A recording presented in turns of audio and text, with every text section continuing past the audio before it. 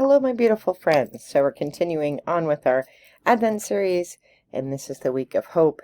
And tonight's topic is, what do we do when we feel like we've lost hope? So I'm reminded of a story about a woman who wrote a song after her husband was beheaded.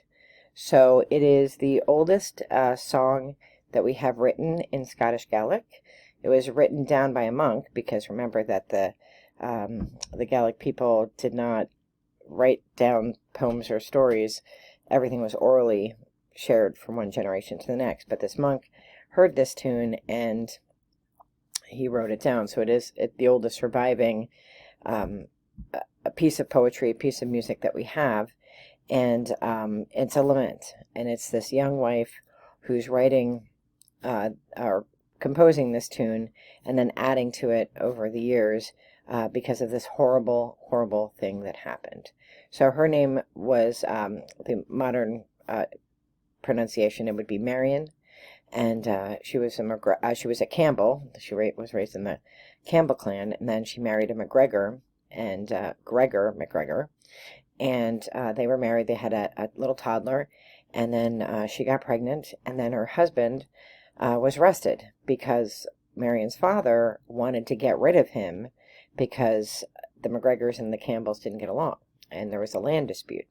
And so he wanted to get rid of Gregor so that his daughter would have to marry somebody who was loyal to the Campbell clan. And so they arrested him, and so she's got a little baby, and she's pregnant, and months go by, and he's waiting in prison, and they're waiting for the crown to decide whether or not they can behead the guy. So they behead the guy, and then she's forced to marry this other guy who was approved by her father. And of course, the baby was born after MacGregor was beheaded.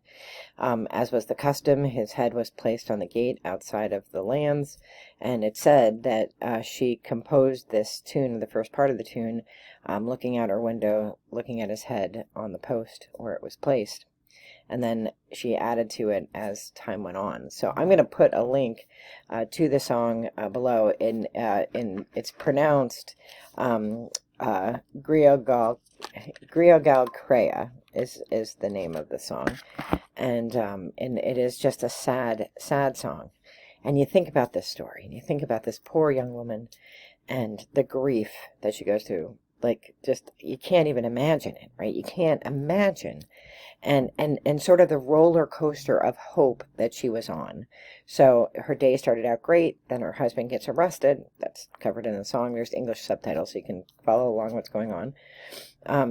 She's forced to marry this guy. Everybody else gets to marry who they want to, but she has to marry this guy because she's of a wealthier, she's in the upper class of the clan. And so, she has to marry whoever her father says. And she's stuck in this life with this guy she doesn't want to be married to because the man that she loved, her true love, was executed. So you think to yourself, wow, what a roller coaster. She thought, okay, well, he's been arrested, but okay, well, it's taken so long for them to decide whether to execute him. Maybe there's hope. Maybe they won't. Well, they do. And then, well, maybe I won't have to get married. Well, yes, you do. So, at every turn, her hope is dashed. And you think, oh my gosh, like how did she survive? How did she make it? And I don't know what the end of Marion's life was like, but we know her and we know Gregor from her song. So in the midst of despair, she did the one thing she could do, which was sing a song. So when we feel hopeless, we have to do something to move toward the light. Claw, crawl, whatever. We have to get to the light, and we have to get through the grief, and we have to get through the frustration and the hurt, and we have to get to the light.